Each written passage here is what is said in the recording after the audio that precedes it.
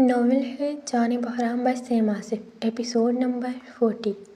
आज सनान और तालिया की बारात का दिन था। सब लोग सुबह जल्दी उठे थे और फिर सब लेडीज़ अपने काम मुकम्मल करती पार्लर चली गई थी, जबकि ज़रमीना बेगम, ताइमा, तबस्सुम और रुबीना, आर्यन, सुहेल, बहराम और ज़रख़ान के साथ घर पर मौजूद थी। आज बहराम और ज़रख़ान ज़रमीना बेगम को कुछ बुझे बुझे से लग रहे थे। वो माँ थीं, कैसे न अपने बच्चों को नोट करती। बहराम, ज़रख़ान, बात सुनो मेरी। ज़रमीना बेगम के बुलाने पर ज़रख़ान और बहराम दोनों ज़रमीना बेगम के पास आकर बैठ गए। जी मम्मा, क्या हुआ है बेटा? तुम दोनों मुझे ठीक नहीं लग रहे। ज़रख़ान की बात सुनते ज़रमीना बेगम फ़ौरन बोली तो बहराम हल्का सा मुस्कुराया। आपको कैसे पता चला? मैं माँ हूँ तुम दोनों की। मुझे ना पता चलता तो किसे चलता? क्या हुआ है बताओ।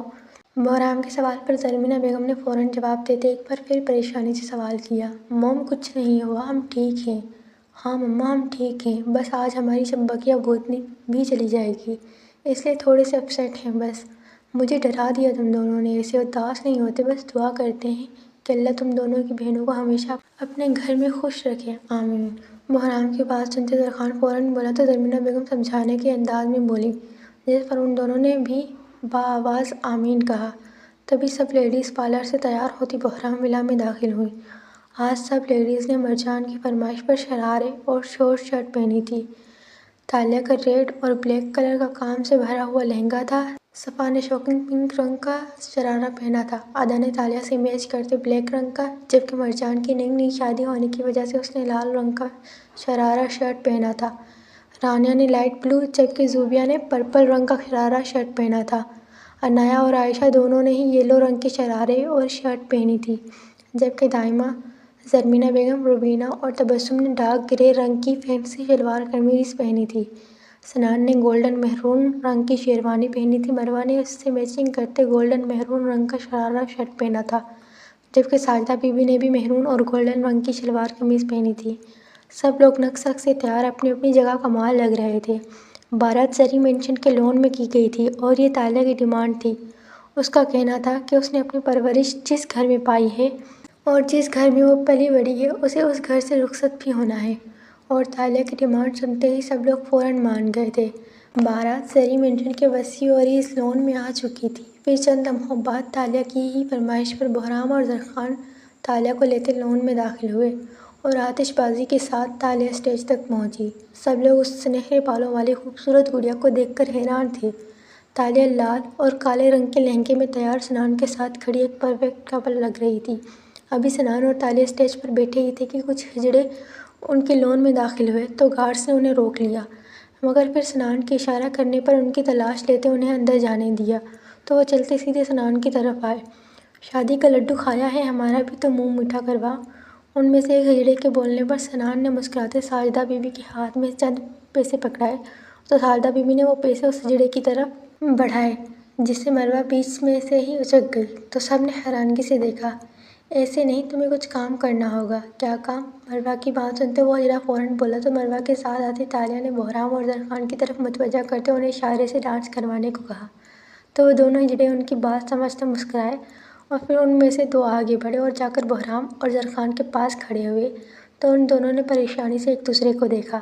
तभी एक और हिजड़ा आगे बढ़ा और उसने फ़ौरन से गाना गाकर नाचना शुरू किया और फिर ज़रख़ान और बहराम को खींचकर अपने बीच करते उनसे ज़बरदस्ती स्टेप करवाए। ज़रख़ान तो उन सबको एंजॉय करते देखते खुद भी नाचने लगा, जबकि बहराम को गुस्सा आने लगा। वो एक पावरफुल बिजनेसमैन था जो इन हिजड़ों के मजाक का शिकार बन रहा था। बहराम गुस्से से वहाँ से निकलता सीधा स्टेज पर आता तालिया के पास बैठा तो मरवा ने उन हिजड़ों को पैसे दिए, जिस पर वो मरवा को ढेरों दुआएं देते पैसे लेकर वहाँ से चले गई। तो सब लेडीज़ ने दूध पिलाई की रस्म की, जिस पर सनान ने बिना बहस किए उन सबको सोने की चेन और बालियाँ दी, जिसे देखते अदा तो खुश हो गई। फिर सब ने एक खुशगवार माहौल में खाना खाया तो तालिया के रुखसत का वक्त हुआ। सब लोगों ने अपनी शरारती तालिया को दुआएं देते रुखसत किया, जबकि तालिया की रुखसती पर आज बहराम और ज़रख़ान की आंखों में भी आंसू थे। उनकी चंपकिया भूतनी जो आज उनसे पराई हो गई थी।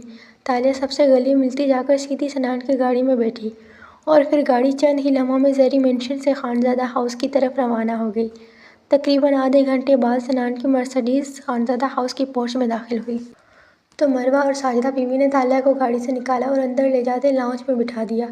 फिर साजिदा बीवी ने तालिया की कुरान पाक पढ़वाने की रस्म की और फिर चंद लम्हों बाद मरवा ने तालिया को ले जाकर स्नान के कमरे में बिठाया। स्नान के वसी और रीस कमरे को देखकर तालिया कहीं खो सी गई। तभी कमरे के दरवाजे की आवाज़ सुनते तालिया ने फ़ौरन अपनी नज़रें नीचे झुकाईं तो सनान मुस्कुराता तालिया के पास आकर बैठा। ये लो तुम्हारा मुंह दिखाई का गिफ्ट। सनान के ज्वेलरी बॉक्स आगे करने पर तालिया ने फ़ौरन से डब्बा लेते खोला। डिब्बे में डायमंड नेकलेस देखकर तालिया खुश हो गई और फिर उसने फ़ौरन सनान को गले लगाया तो सनान ने मुस्कुराते उसके सर पर हाथ फेरा और फिर उठकर कपड़े बदलने चला गया। सनान के कपड़े बदलने के बाद तालिया ने भी कपड़े बदले। वो जैसे ही कपड़े बदलती बाहर आई तो सनान को बेड पर नीम दराज लेटा देखकर तालिया भी फ़ौरन बेड पर आई। लिया जान सो जाओ, मुझे बहुत नींद आ रही है। मगर सनान आज हमारी फर्स्ट नाइट है। कोई बात नहीं, फिर भी सो जा। तालिया को बैठते देखकर सनान फ़ौरन बोला तो तालिया ने परेशानी से सवाल किया, जिस पर सनान ने मज़े से जवाब देते मुंह मोड़ा तो तालिया का मुंह खुला। मतलब वो इतनी तैयार होकर इसलिए बैठी थी कि उसका शौहर उसे सुला दे। तालिया ये बात सुनते जलती बुनती अपने बेड पर लेट गई तो सनान हल्का सा मुस्कुराता तालिया की तरफ मुड़ा और फिर उसने तालिया के होठों को अपनी कैद में लिया तो तालिया को सांस लेना मुश्किल लगा। अभी तालिया पूरी होश में भी ना आई थी कि सनान उसे अपनी कैद में लेता, उसकी सारी मज़ाहमतों को तर्क करता, उस पर अपनी शिद्दत लुटाने लगा। जबकि तालिया तो सनान के बदलते हुए इस रूप को देखती शर्म से सनान के सीने में मुँह छुपा गई तो सनान ने भी मुस्कुराते तालिया पर अपनी शिद्दतें बढ़ाई और फिर यूं ही रात कतरा कतरा करती सरकती गई। आज सनान और तालिया का वलीमा था। वलीमा सनान ने अपने फार्म हाउस पर किया था। सब लेडीज़ ने गाउन पहने थे जबकि जेंट्स ने टैक्सीडो पहने थे। सब ही मेहमान वलीमे के लिए पहुंच चुके थे। अभी सब लोग बातों में मसरूफ़ थे जब सनान और तालिया फंक्शन में एंटर हुए। सनान ने ग्रे टैक्सीडो पहना था जबकि तालिया ने पीच रंग की मैक्सी पहनी थी। वो दोनों एक साथ चलते बहुत प्यारे लग रहे थे। दोनों जाकर जैसे ही स्टेज पर बैठे तो सब लोग उनको मिलते सलामियाँ देने लगे। फिर खाना खुल गया तो खाना खाने के बाद सब ने अपने अपने घर की राह ली, जबकि सनान, मरवा और सालता बीबी भी बाकी सबके साथ बहराम विला आ गए। बहराम विला पहुंचने के बाद सुहेल ने तालिया की गोद बिठाई की रस्म की, जिसे सब लोगों ने खूब इंजॉय किया और फिर सोने की गर्ज से अपने अपने कमरों में चले गए। सफ़ा जैसे ही अपने कमरे में आई तो ज़रख़ान ने फ़ौरन उसे अपनी कैद में लिया। ज़ार छोड़े मुझे, खामोश मेरी जान। सफ़ा के बोलने पर ज़रख़ान फ़ौरन बोला तो सफ़ा कुछ खामोश हुई। फिर ज़रख़ान सफ़ा के होंठों पर शिद्दत से झुका तो सफ़ा को अपनी सांस बंद होती महसूस हुई। सफ़ा की हालत गैर होते देखकर ज़रख़ान ने फ़ौरन सफ़ा को गोद में उठाते बेड पर लिटाया और फिर खुद भी उसके साथ लेटता नींद की वादियों में उतर गया। आज मंगल का दिन था। आज आर्यन वापस पेरिस जा रहा था। उसके जाने की सबसे ज़्यादा खुशी बहराम को थी। आखिर उसकी बीवी की जान जो छूट रही थी। मगर वो इस बात से अनजान था कि आर्यन पेरिस जा ही सिर्फ इसलिए रहा था कि वो जल्द अज जल्द अपनी ब्यूटी को अपने पास ले जाएगा। सब लोग आर्यन को सी ऑफ करने एयरपोर्ट आए थे। रुबीना हल्का सा उदास थी अपने बेटे की वापसी पर। आर्यन के जाने के बाद सब लोग सीधा दो दरिया पहुँचे और वहाँ मज़े से खाना खाया। खाने के बाद सब अपने अपने घर रवाना हो गए। आज आदिल और उसकी फैमिली भी वापस हैदराबाद चली गई थी और अगले महीने मरवा और आदिल की शादी थी। अब सब ने उसकी तैयारियां शुरू करनी थी। ज़रमीना बेगम तो इसी बात से बहुत खुश थी कि उनके सब बच्चे अपने अपने घरों के हो गए हैं।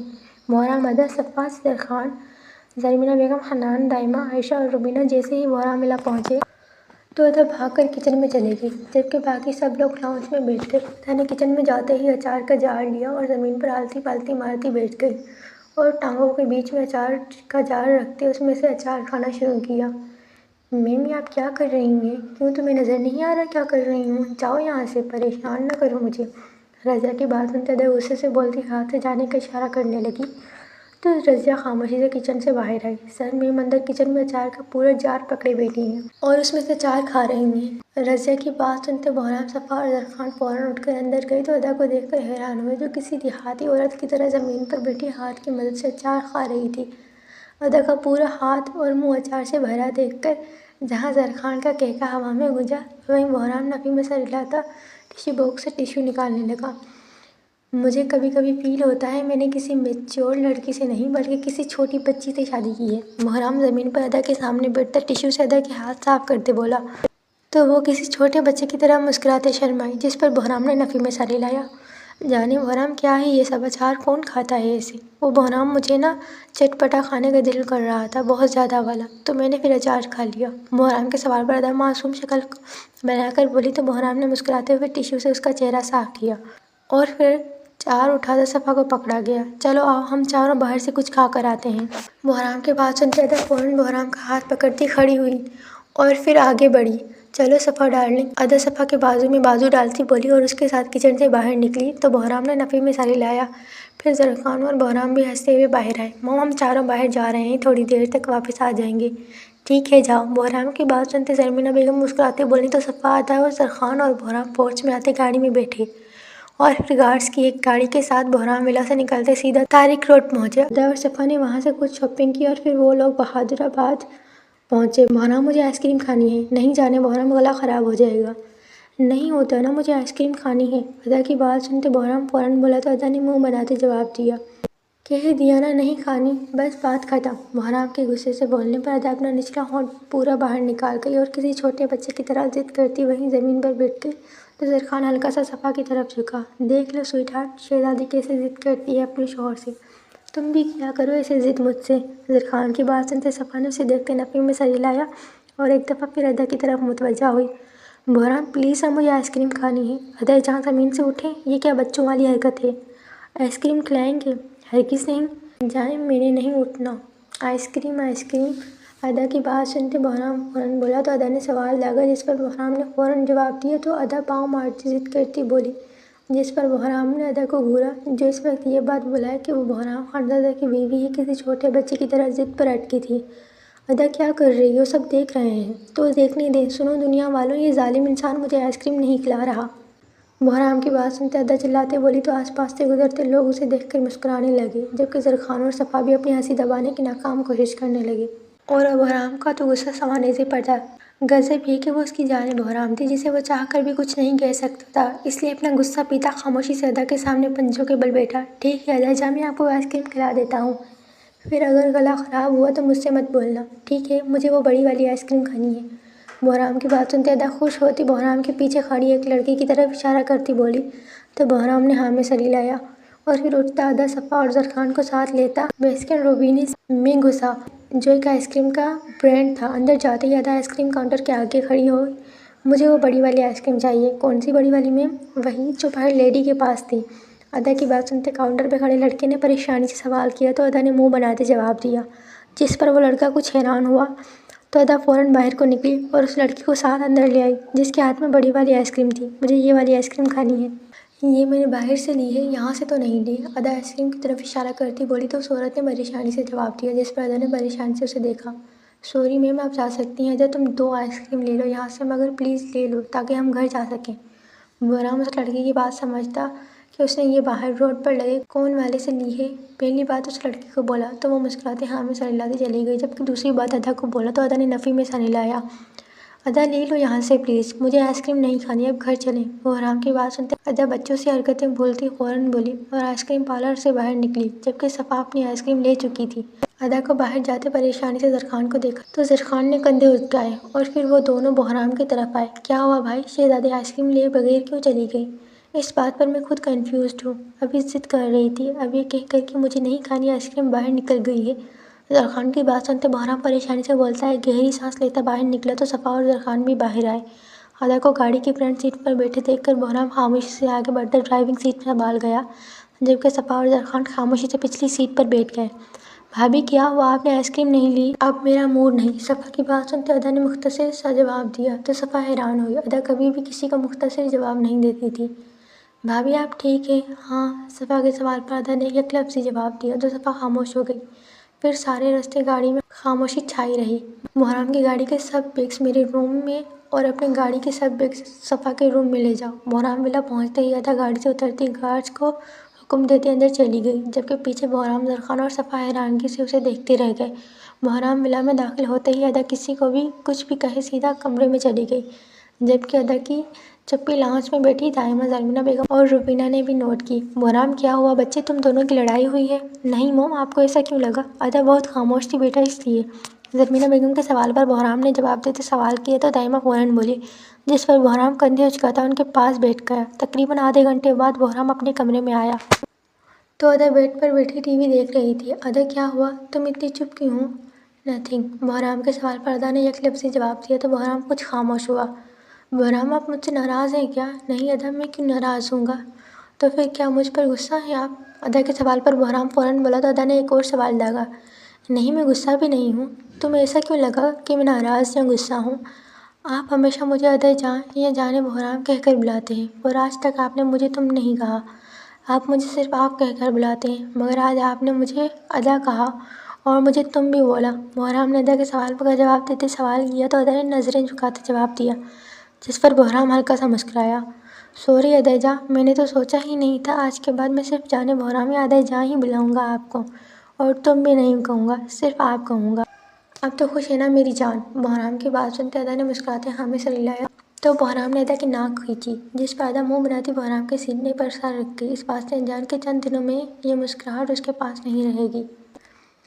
आज सुबह सुबह किचन से दाइमा के डांटने की आवाज़ सुनते सब लोग परेशानी से किचन में पहुंचे, जहां आयशा जिसके हाथ और मुंह पर आटा लगा हुआ था सर झुकाए खड़ी दाइमा से डांट खा रही थी। दाइमा क्या हुआ, क्यों बच्ची को डांट रही हैं? जरी बेगम, डांटूँ ना तो क्या करूँ, और देखें इसने तूफान खड़ा किया हुआ है किचन में, आटा भी सारा ज़ाया किया है। मैं बहराम भैया और ज़ाहर भैया के लिए पराठा बना रही थी। जरमीना बेगम के परेशानी से सवाल करने पर दाइमा ने गुस्से से जवाब दिया तो आयशा सर झुकाए हल्की आवाज़ में बोली, जिस पर जरमीना बेगम हल्का सा मुस्कुराई। तो फिर तुम्हारा पराठा बना या नहीं? नहीं बना, सब चिपक गया। जरमीना बेगम के मुस्कुराकर सवाल करने पर आयशा ने फ़ौरन जवाब दिया तो दाइमा ने गुस्से से उसे घूरा। अरे दाइमा कोई बात नहीं, मैं और आयशा जान मिलकर पराठा बनाते हैं, जैसे पहले बनाते थे। Okay okay. बहराम के प्यार से बोलने पर आयशा खुश होती अपने दोनों हाथ उठाती बोली तो सब लोग मुस्कुराने लगे। जबकि दाइमा ने बहराम को देखा तो बहराम ने मुस्कुराते उनके सीने से लगाया। आप फिक्र ना करें, मैं हूँ ना, आप जाएं आराम करें। बहराम के बात सुनते जरमीना बेगम मुस्कुराते दाइमा और रुबीना के साथ बाहर निकली तो बहराम ने फ़ौरन एप्रन पहना और फिर आयशा का फैलावा समेटता आयशा के साथ मिलकर पराठे बनाने लगा। जबकि सपा ने फ़ौरन सबके लिए ऑमलेट बनाए और अदा जरखान ने अंगूर खाते उनको देखते बस टाइम पास किया। हम तीनों ने बनाया है, अब तुम दोनों लगाओ नाश्ता। शाबाश। रज़िया और ज़ुबैदा आपा बाकी की चीज़ें रख रही हैं। पराठे बनने के बाद बहराम अदा और जरखान की तरफ देख के बोला तो जरखान और अदा मुस्कुराते हुए उठे और फिर टेबल पर नाश्ता लगाया, जिसे सबने खूब इंजॉय किया। अभी नाश्ता मुकम्मल हुआ ही था कि सनान और तालिया लाउंज में दाखिल हुए। अस्सलाम वालेकुम अम्मी। वालेकुम अस्सलाम अम्मी की जान। तालिया की आवाज़ सुनते सब लोग लाउंज की तरफ मुतवज्जा हुए। फिर जरमीना बेगम ने मुस्कुराते जवाब दिया तो तालिया भाग कर आती जरमीना बेगम के गले लगी और फिर वो अपने दोनों भाइयों को इग्नोर करती अदा और सिफा को मिलती फ़ौरन उनके गाल चूम गई, जिस पर बहराम और जरखान ने उसे घूरा तो तालिया मुस्कुराती बहराम के सीने से लगी, जिस पर बहराम ने हंसते उसे अपने साथ लगाया। फिर जरखान के सीने से लगी तो जरखान ने भी मुस्कुराते उसे साथ लगाया। तभी सनान जो बहराम से मिल चुका था जरखान से मिलने के लिए आगे बढ़ा तो जरखान ने सनान को गले मिलते फ़ौरन उसका गाल चूमा, जिस पर सनान ने हैरानगी से जरखान और फिर तालिया को देखा जो खड़ी सनान को घूर रही थी। फिर सनान ने फ़ौरन टिश्यू लेते किसी मासूम शौहर की तरह अपना गाल साफ़ किया तो जरमीना बेगम, दाइमा और रुबीना ने अपनी हंसी दबाई। जबकि बहराम, सफ़ा और अदा ने एकदम दायर ठेका लगाया तो सनान उन तीनों को घूरता फ़ौरन जरमीना बेगम के पास बैठा। फिर बाकी सब लोग भी लाउंज के सोफ़ों पर बैठे। तभी बहराम का फ़ोन बजा। हाँ सुहेल बोलो। क्या? मैं आता हूँ, तुम फिक्र मत करो, मैं आ रहा हूँ। बहराम ने कॉल उठाते फ़ौरन सवाल किया और फिर सुहेल का जवाब सुनते परेशानी से बोलता उठ खड़ा हुआ। क्या हुआ है बहराम? ज़ुबिया की अचानक तबीयत ख़राब हो गई है, मरजान और सुहेल उसे लेकर हॉस्पिटल गए हैं। या अल्लाह खैर, चलो हम सब भी चलते हैं तुम्हारे साथ। दाइमा की बात सुनते बहराम फ़ौरन बोला तो जरमीना बेगम ने परेशानी से जवाब दिया और फिर सब लोग उठते फ़ौरन लियाकत हॉस्पिटल पहुँचे, जहाँ ज़ुबिया ज़ेरे इलाज थी। भाई बस गुड़िया, कुछ नहीं हुआ, ज़ुबी ठीक हो जाएगी। बहराम को अपनी तरफ आता देखकर रोती हुई मरजान बोलती उठकर बहराम के सीने से लगी तो बहराम उसके सर पर प्यार से हाथ फेरता बोला, क्या हुआ सुहेल? डॉक्टर ने क्या कहा है? डॉक्टर ने कहा है कि बस दुआ करें। जरमीना बेगम के सवाल पर सुहेल फ़ौरन बोला तो जरमीना बेगम ने सुहेल को प्यार किया। कुछ नहीं हुआ, देखना तुम, वो ठीक हो जाएगी। उस रब से नाउम्मीद नहीं होते। सुहेल और मरजान को रोते देखकर दाइमा आगे बढ़ती फ़ौरन बोली तो सुहेल ने रोते हुए दाइमा को गले लगाया, जिस पर दाइमा ने उसे प्यार किया।